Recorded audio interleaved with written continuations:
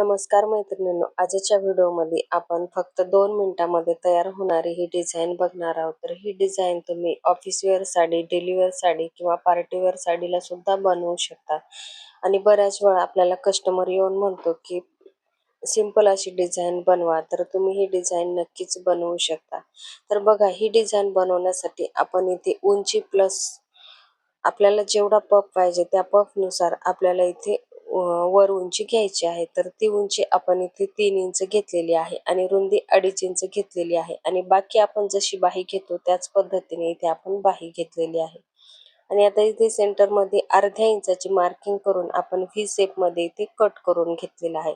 आणि इथे कट करताना फक्त अर्धा इंच किंवा त्यापेक्षा थोडंसं कमी घेतलं तरी चालते, कारण जास्त जर मोठा व्ही आकार घेतला तर ती बाही व्यवस्थित बसत नाही. तर त्यासाठी इथे आपल्याला फक्त अर्धा किंवा त्याहून थोडंसं कमी सुद्धा तुम्ही घेऊ शकता.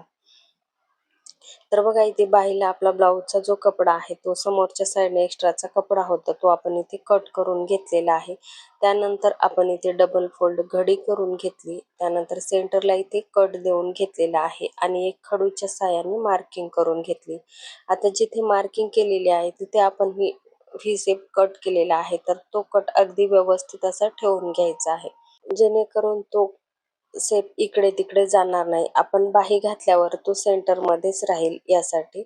आता इथे व्यवस्थित आपण वरच्या साईडने आणि खालच्याही साईडने व्यवस्थित ठेवून आपण इथे टाचपिन लावून घेऊयात आणि कडेकडेने इथे शिलाई टाकून घेऊयात. शिलाई टाकताना आपल्याला एकसारखी शिलाई मार्जिन ठेवून शिलाई टाकायची आहे. जिथे कोण आहे तिथे मशीन थांबवून घ्यायची आहे, सुई खालीच ठेवायची आहे आणि कपडा फिरवून घेऊन परत टंचन खाली ठेवून आपल्याला इथे शिलाई टाकून घ्यायची आहे. ह्या पद्धतीने शिलाई टाकल्यावर आपला जो कोन आहे तर तो कोन अगदी व्यवस्थित येतो. आता एक्स्ट्राचा जो कपडा आहे आणि या व्ही शेप मध्ये जो कपडा आहे तोही आपल्याला इथे कट करून घ्यायचा. त्यानंतर इथे छोटे छोटे कट देऊन घ्यायचे आहेत. कट दिल्याने फिनिशिंग छान येते. त्यासाठी आपण शिलाईच्या बाहेर जेवढा कपडा आहे तेवढ्यामध्ये इथे आपल्याला कट देऊन घ्यायचे आहे. कट देताना एक्स्ट्राचा कट जाणार नाही याचीही काळजी घ्यायची आहे. आता आपल्याला टाचपिन काढून घ्यायची आहे आणि हा कपडा पलटवून घ्यायचा आहे. त्यानंतर जो कोन आहे तर तो कोन अगदी व्यवस्थित करून घ्यायचा आहे. इथे काडीच्या सहाय्याने आपण हा कोन व्यवस्थित करून घेऊ शकतो. तर बघा, आता परफेक्ट असा कोन आपला आलेला आहे. इथे थोडंसं टोक आलेलं नाही, तर आपण इथे काडीच्या सहाय्याने इथे व्यवस्थित असे टोक काढून घेऊयात आणि बघू शकता आपला आकार सुंदर असा इथे तयार झालेला आहे. त्यानंतर आपल्याला वरच्या साईडने एक दाब शिलाई देऊन घ्यायची आहे. दाब शिलाई देताना शिलाई इकडे तिकडे जाणार नाही याची काळजी घ्यायची आहे. जिथे व्ही शेप आहे तिथे व्यवस्थित अशी शिलाई टाकून घ्यायची आहे.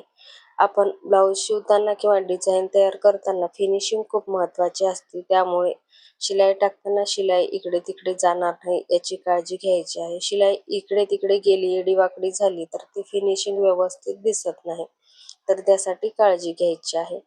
त्यानंतर कडेकडेने शिलाई टाकून आपल्याला इथे अस्तर फिटिंग करून घ्यायचे. अस्तर फिटिंग करतानाही कपड्याला कुठेही झोळ येणार नाही याची काळजी घ्यायची आहे. व्यवस्थित कपडा करूनच आपल्याला इथे अस्तर फिटिंग करून घ्यायचं आहे.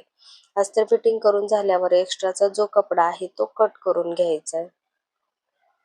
आपण अस्तरवर परफेक्ट माप काढलेला असतो आणि ब्लाऊजचा जो मेन कपडा असतो तो एक्स्ट्राचा ठेवलेला असतो. अस्तर फिटिंग करून झाल्यावर आपल्याला तो कपडा कट करून घ्यायचा.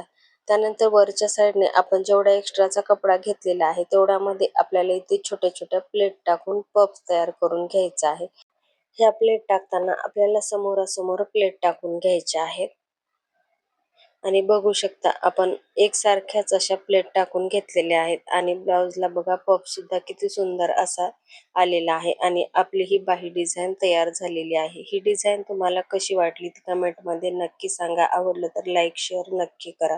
धन्यवाद.